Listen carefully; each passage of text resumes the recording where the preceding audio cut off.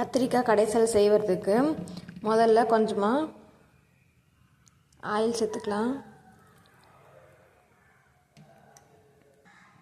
எண்ணெய் காஞ்சிருச்சு, கடுகு போட்டுக்கலாம்.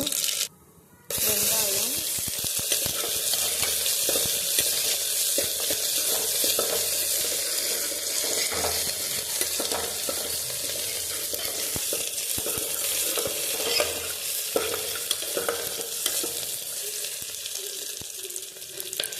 கருவேப்பிலை,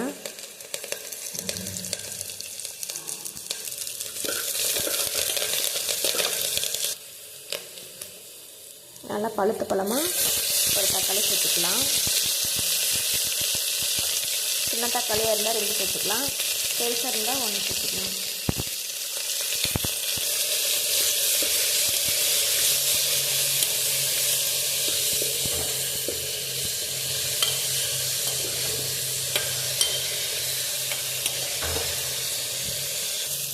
தக்காளி நல்லா வணங்கிடுச்சு.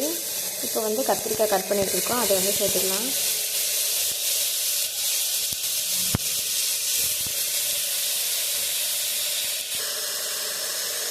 இந்த மாதிரி சின்ன சின்னதாக கட் பண்ணிக்கலாம், இல்லைனா நீளமாகவும் கட் பண்ணி போட்டுக்கலாம். கத்திரிக்காவை டேஸ்ட்டாக தான் இருக்கும்.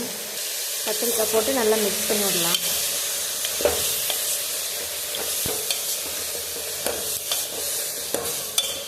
இது ஒரு 2 நிமிஷம் அப்படியே இருக்கட்டும்.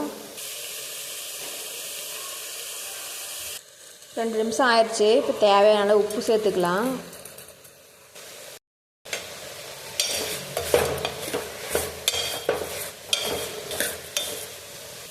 காரம் எவ்வளோ வேணுமோ அதுக்கேற்ற மாதிரி குழம்பு மிளகாய்த்தூள் சேர்த்துக்கலாம். நல்லா மிக்ஸ் பண்ணி விட்டுக்கலாம். மிளகாய்த்தூள் போட்டு நல்லா மிக்ஸ் பண்ணிக்கலாம்.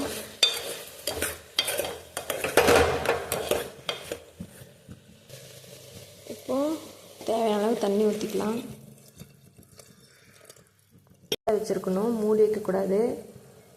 நல்லா வேகிற வரைக்கும் வெயிட் பண்ணலாம்.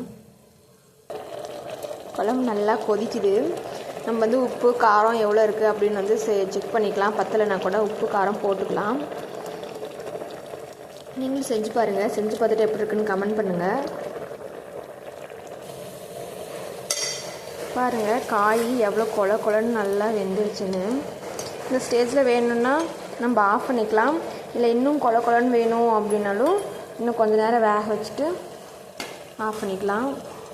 சாப்பாடு போட்டு சாப்பிட்றதுக்கு கத்திரிக்காய் தொக்கு குழம்பு சூப்பராக இருக்கும். இது தொக்குன்னு சொல்லலாம், குழம்புன்னு சொல்லலாம், கடைசல்னு சொல்லலாம். இன்னும் கொலன்னு வேணும்னா கூட மற்ற வச்சு கடைஞ்சால் இன்னும் கொலன்னு ஆயிரும். இந்த ஸ்டேஜ்லேயே கூட ஆஃப் பண்ணிக்கலாம். டேஸ்ட்டாக இருக்கும். பிடிச்சிருந்தா சப்ஸ்கிரைப் பண்ணுங்கள். தண்ணி எல்லாம் நல்லா வற்றிடுச்சு. இது போதும், ரொம்ப கொலன்னு ஆயிடுச்சு. இந்த ஸ்டேஜில் தான் சாப்பிட்றதுக்கு நல்லாயிருக்கும். சாப்பாடு போட்டு சாப்பிட்றதுக்கு அடுப்பு ஆஃப் பண்ணிக்கலாம்.